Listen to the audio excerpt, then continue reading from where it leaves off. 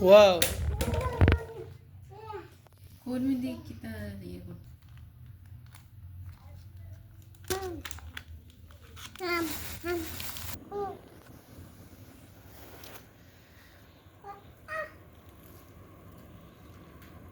এই মাশাআল্লাহ মাশাআল্লাহ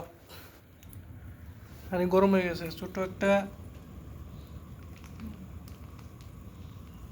হটপটে